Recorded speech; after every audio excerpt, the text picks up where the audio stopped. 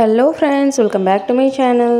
இன்றைக்கி வந்துட்டு நான் நேற்றுக்கு 100 டைம் வாஷ்டு கீ வந்துட்டு ரெடி பண்ணியிருந்தேன் என் பாப்பாவுக்காக. அதை வந்துட்டு இன்றைக்கி காலையிலே வந்துட்டு ஒரு பாட்டிலில் வந்துட்டு ஸ்டோர் பண்ணி வச்சுக்கிறேன். இது ஆல்ரெடி ஃபேஸ் க்ரீம் தீர்ந்த பாட்டில் தான், இதில் வந்துட்டு ஸ்டோர் பண்ணிக்கிறேன். காலையில் 6 மணிக்கு எழுந்திரிச்சா வாசல் தெளித்து கோலம் போட்டு சாப்பாடு வச்சு வீட்டில் எல்லாருக்கும் காஃபி டீ எல்லாம் போட்டு கொடுத்துட்டு பாப்பாவை ஸ்கூலுக்கு ரெடி பண்ணிவிட்டு ஹஸ்பண்ட் ஆஃபீஸ்க்கு ரெடி பண்ணிவிட்டு 2 பேருக்கு சாப்பாடு கொடுத்துட்டு அனுப்பிட்டு நான் ஒரு 8 to 10 தான் வந்துட்டு ஃப்ரீயாக இருப்பேன். 10 மணிக்கு டைப் கிளாஸ் போயிடுவேன். ஸோ அதுக்கப்புறமா தான் என்னோடய vlog வந்துட்டு ஸ்டார்ட் பண்ணினேன். ஃபஸ்ட்டு வந்து வாஷிங் மிஷினில் என் ஹஸ்பண்டோட ட்ரெஸ் எல்லாம் போட்டாச்சு. அது வீக்லி ஒன்ஸ் மொத்தமாக தான் துவைப்பேன். அதுக்கப்புறமா துணி காய போட மாடிக்கு போய் பார்த்தா என்னோடய துளசி செடியில் வந்துட்டு பிள்ளைங்க இந்த மாதிரி அனிமல்ஸ்லாம் வச்சுருந்தாங்க. பார்க்க அழகாக இருந்துச்சு. கீழே வந்துட்டு நம்மளுக்கு சோறு முக்கியம் இல்லையா?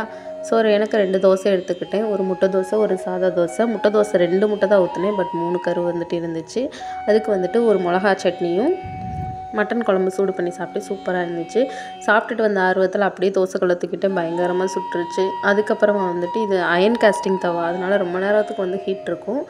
இதுக்கப்புறமா வந்துட்டு என்னோடய கேஸ் ஸ்டவ், அதாவது என்னோடய கிச்சன் க்ளீனிங் வந்துட்டு ஸ்டார்ட் பண்ணிட்டேன். நம்ம மார்னிங்கே வந்துட்டு கொஞ்சம் ஃப்ரீயாக இருக்க டயத்தில் இதெல்லாம் முடிச்சு வச்சுட்டா பகல் ஃபுல்லாகவே வந்துட்டு ஃப்ரீயாக இருக்கலாம்.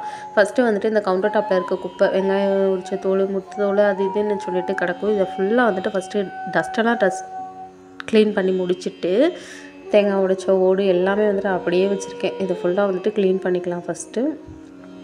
அதுக்கப்புறமா இந்த மாதிரி ஒரு கிளாத்தை வந்துட்டு வேஸ்ட் கிளாத்தை நினச்சிட்டு இந்த ஈரத்துலேயே வந்துட்டு கவுண்டர் டாப் ஃபுல்லாக வந்துட்டு தொடச்சி விட்டுக்கலாம். நான் வந்துட்டு இந்த மாதிரி க்ளீனிங்க்கெலாம் என்னோடய பையனோட பத்தாத டிஷர்ட்ஸு தான் வந்துட்டு யூஸ் பண்ணிக்குவேன். இது வந்துட்டு நல்லா வாட்டர் அப்சர்வ் பண்ணும், துடைக்கிறதுக்கும் சூப்பராக இருக்கும். அதுக்கப்புறமா வந்துட்டு நம்மளோட கவுண்டர் டாப் முடிச்சதுக்கப்புறமா மறுபடியும் என்னோடய கேஸ் ஸ்டவ் எல்லாத்தையும் வந்துட்டு இந்த மாதிரி தொடச்சி விட்டுக்கிறேன். என்னோடய கேஸ் ஸ்டவ் வந்துட்டு இந்த நைட்டு தான் நான் நல்லா க்ளீன் பண்ணி வச்சுட்டு படுத்தேன். ஸோ இப்படியே விட்டுனா மறுபடியும் கரை பிடிச்சிடும். அதனால் வந்துட்டு அப்பப்போ தொடச்சிடணும். அதுக்கடுத்து பாத்திரம் வாஷ் பண்ணுறதுக்கான டிப் என்னதுன்னா, நம்ம எவ்வளோ பாத்திரம் செய்தாலும் பரவாயில்லைங்க, சிங்க்குள்ளே போட்டுட்டு கழுவாதீங்க. ஃபஸ்ட்டு வந்துட்டு லைட்டாக அந்த மாதிரி தண்ணி தெளிச்சு விட்டு பாத்திரம் எல்லாத்தையும் வெட் பண்ணி, அதாவது ஈரமாக்கிட்டு அதில் இருக்க டஸ்ட்டெல்லாம் வந்துட்டு எடுத்துடலாம். ஏன்னா நிறைய பேர் நம்ம வீட்டில் வந்துட்டு சாப்பிட்டுட்டு அப்படியே பிளேட்டை வேஸ்ட்டோடையே வந்துட்டு சிங்கில் போட்டுருவாங்க. ஸோ அதெல்லாம் அடைச்சிக்கிட்டு தண்ணி பெருகிக்கிட்டு கழுவுறதுக்கே கடுப்பாக இருக்கும். ஸோ இந்த மாதிரி எடுத்து விட்டு அந்த வேஸ்ட்டெல்லாம் எடுத்துகிட்டு சிங்க்கை நல்லா லைட்டாக வாஷ் பண்ணி விட்டுக்கலாம். அதுக்கப்புறமா வந்துட்டு வெளியே எடுத்துகிட்டு பாத்திரத்தை, சின்ன பாத்திரம்லாம் ஃபஸ்ட்டு தேய்ச்சி போடுங்க. அந்த மாதிரி ஆர்டராக இப்போ வந்துட்டு டம்ளராக தனியாக, சொம்பா தனியாக, அந்த மாதிரி சின்ன பாத்திரமாக வந்துட்டு ஃபஸ்ட்டு வந்துட்டு நான் வந்துட்டு கழுவிடுவேன். இது எல்லாத்தையும் மொத்தமாக தேய்ச்சி வந்து சிங்க்குள்ளே போட்டுட்டு தண்ணி திறந்து விட்டுட்டு கழுவும் போது எவ்வளோ பாத்திரம் இருந்தாலும் ஒரு 5 நிமிஷத்தில் வந்துட்டு கழுவிடலாம். இவ்வளோ பாத்திரத்தையும் நான் வந்துட்டு 2 பேட்சாக தான் பிரித்து கழுவுவேன். அந்த பெரிய பாத்திரம்லாம் தனியாக ஒரு பேட்சும், இந்த குட்டி பாத்திரம்லாம் ஒரு பேட்சாக வந்துட்டு கழுவி முடிச்சிடலாம். ரொம்பவே ஈஸியாக இருக்கும்.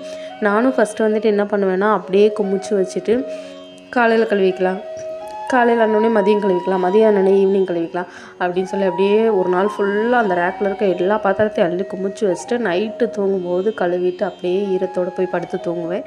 ஸோ இப்போ வந்துட்டு அதெல்லாம் வந்துட்டு குறைச்சாச்சு. உடனே கழுவுன பழக்கம்லாம் எனக்கு கிடையாது. Cooking morning evening 2 time cooking பண்ணுறேன்னா, குக்கிங் பண்ணுறதுக்கு முன்னாடியே இந்த மாதிரி எல்லாத்தையும் வந்துட்டு எடுத்து வச்சுட்டு குக்கிங்கும் முடிச்சுட்டு அப்போ விழுகிற பாத்திரம் எல்லாத்தையும் வந்துட்டு இந்த மாதிரி மொத்தமாக, அதாவது ஒரு நாளைக்கு 2 டைம்ஸ் வந்துட்டு கழுவிடுவேன் நான். இப்படி நம்ம கழுவும்போது வந்து பாத்திரமும் ரொம்ப சேராது. இந்த 2 டைம் கழுவுற பாத்திரத்தையும் நம்ம மொத்தமாக கழுவுறது ரொம்ப கஷ்டம் இல்லையா? ஸோ இப்படி நான் வந்துட்டு இந்த மெத்தட் ஃபாலோ பண்ண ஆரம்பித்ததுலேருந்து கொஞ்சம் ஓரளவுக்கு வந்துட்டு பாத்திரம் விழுகாமல் இருக்குது. பாத்திரம் கழுவுறதோட கஷ்டமான வேலை அதை அடுக்கிறது தான். இந்த பாத்திரம் கழுவி வைக்கிறதுக்கான ஒரு கூடை இருக்குது பார்த்திங்களா, அது உலகத்திலே சோம்பேறிகளுக்காக மட்டுமே படைக்கப்பட்டது, அதாவது உருவாக்கப்பட்டது. அதை அதிகமாக யூஸ் பண்ணுற சோம்பேறிகளில் நானும் ஒரு ஆள். கழுவி அப்படியே அதில் அள்ளி வச்சுட்டா அப்பாடான் இருக்கும். அதுக்கப்புறம் அதை எதுவுமே செய்ய தோணாது, அடுக்கவே மாட்டேன். அதில் வச்சே எடுத்து யூஸ் பண்ணியே அந்த பாத்திரம் மறுபடியும் அழுக்க விழுந்துடும். ரேக்கில் வந்து அடுக்கிற பழக்கமே கிடையாது. ஸோ இப்போ வந்துட்டு அதை குறைச்சிட்டு இந்த மாதிரி அப்போக்கப்போ வந்து அடுக்கிக்கிறேன். பாருங்கள், நைட்டியில் பரதேசி மாதிரி இருக்கேன். ஸோ சின்ன அப்படியே டிரான்சாக்ஷன் போட்டு கிளம்பியாச்சு. எங்கன்னு பார்த்தீங்கன்னா டைப் கிளாஸ். இந்த பையில் ஒன்றுமே இருக்காது மொபைலை தவிர, பட் இருந்தாலும் சோல்னா பை போட்டு கிளம்பிட்டேன். பாய்.